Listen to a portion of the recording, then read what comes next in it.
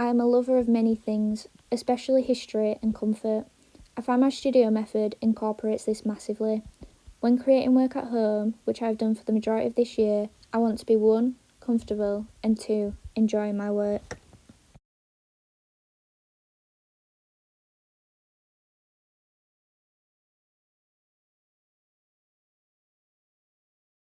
I knew this year I wanted to move on from my work I had created at BA, but I didn't know what I wanted to look at.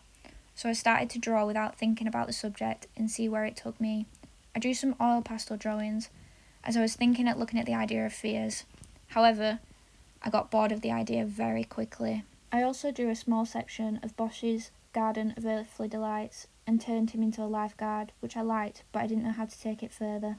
As a woman and a lover of history, my brain always goes to one woman, Anne Boleyn, a woman who in such a short life made such an impact that to this day she is still remembered. Whether it be in a good or a bad light, she is remembered.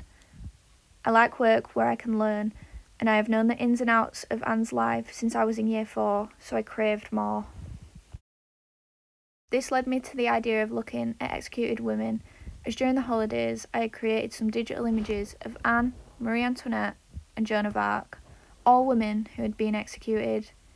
However, I needed to narrow it down, so I decided to specifically look at executed women of England. From there, I started looking at every single woman executed from this country, writing every scrap of information I could find about them, as I didn't just want to know about their crime and death, but who they were. I pretty much filled my whole notebook with all the women I could find more than a sentence about. I find I have 2 separate ways of working, depending on where I am. I firstly have how I work at home. As we only have 2 in-person days at uni, I spend the rest of the week doing art at home, if I am not at work.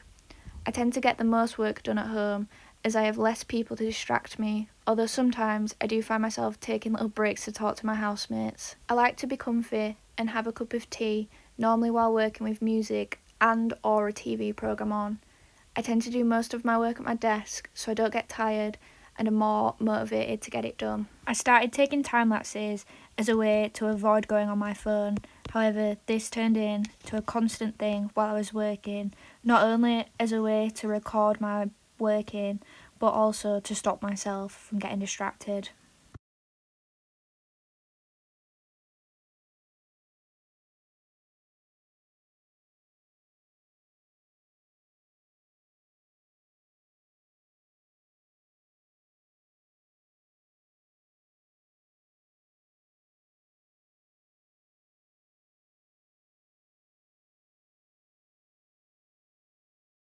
At the start of the year, I wanted to work predominantly in charcoal, so I looked at artist Tony Bevan, and the way that he describes his work as stop-start I really related to in my work. He mentions charcoal's unpredictability. I found my year as a whole has been unpredictable, although I originally related to Tony's use of charcoal and the unpredictability of the material.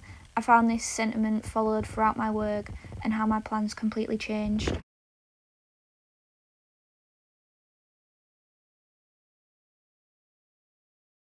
While I was at the start of my research, it was suggested to me that I could do a recreation of an artist's work like I had done last year, but instead of my ghosties, my women would be placed in the work. I was given the idea to put my women into the Garden of Earthly Delights by Bosch. I intended to do this in charcoal once I had finished the research on my women. I had even cut the paper and started to sketch a drawing. However, I eventually scrapped this idea as my work was progressing in animation, and I felt this made little sense with the new direction my work was heading towards.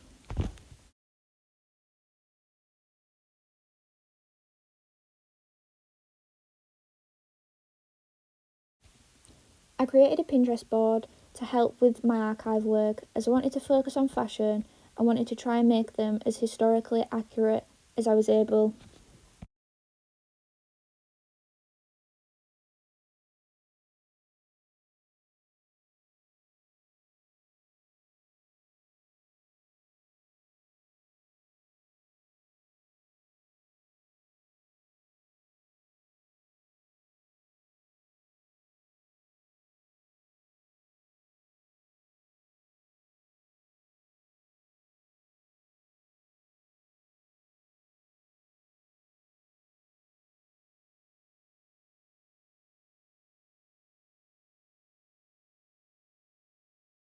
I first start my archive work by compiling a few images from Pinterest. Then I would sketch the outline of the clothing. I would then trace the outfit onto tea-stained paper and use watercolour paints, and finally go over the outline in fine liner. I wanted to try do this for all my women, however this was a bigger task than expected, so I have done as many as physically possible, but hope to do all of them.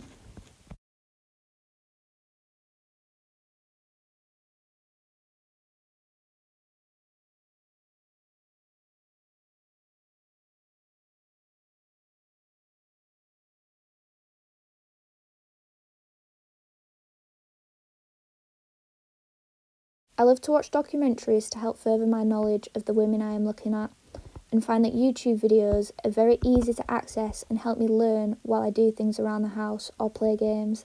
They're great to have on in the background.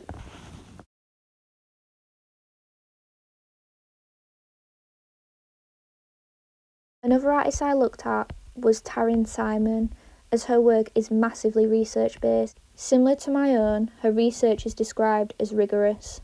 She also talks about repetition, similar to how repetitive animation work can be, drawing over and over again.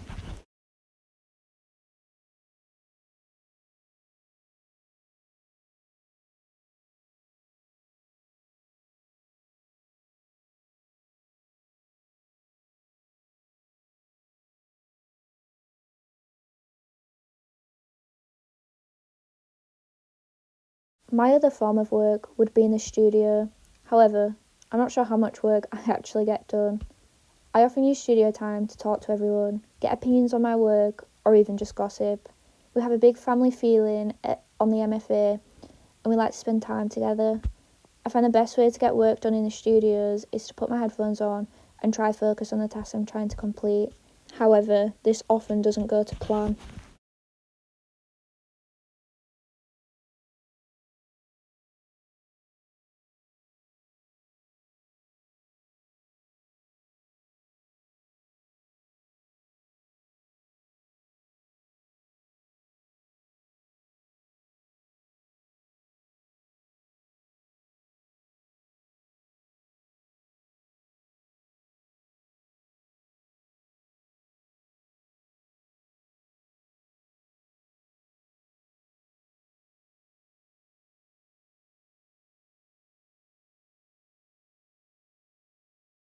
For painting context, I was really struggling with how I would incorporate it into my work. I knew it had to be presented somewhere around Sheffield. I decided to look at the pub just outside Aspect Court, the Old Queen's Head. I had never been in, but I had walked past it millions of times. I decided to look into the pub and then decided what to do from there. Realising the namesake of the pub was about Mary Queen of Scots, I started to wonder why the image on the pub was of Elizabeth I instead. This gave me the idea of changing the image to its actual namesake, a woman who had been beheaded on the orders of Queen Elizabeth. Mary spent 19 years under house arrest in England, spending a lot of that time in Sheffield. Although she was not an Englishwoman, she was a Scottish queen and a descendant of Henry VII. I found the animator, Kiara Kerr, who creates animations mostly about women and their struggle and experiences of womanhood. I find her work beautiful, and it really helped inspire me to keep working with animation.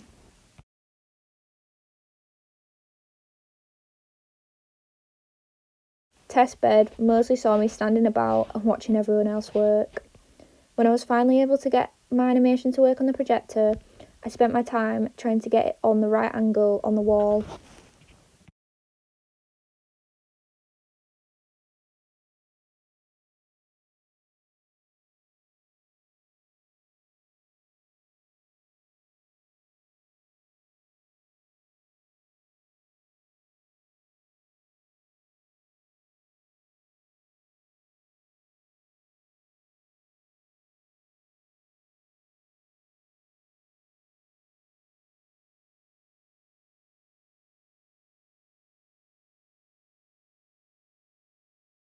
Although my original plan had been to try and incorporate all the women I have researched, I am currently looking at Catherine Howard, Henry VIII's fifth wife. the young child that is said to have spent her final night practicing laying her head on the block and dancing in her cell. I, like her, practice the same thing, however, in the comfort of my dad's home, with a table, and for me it was just a reference, not the end of my own life. I felt stupid while doing this, but I can't imagine the absolute dread she must have felt as she knew eventually she would place her head down for the last time.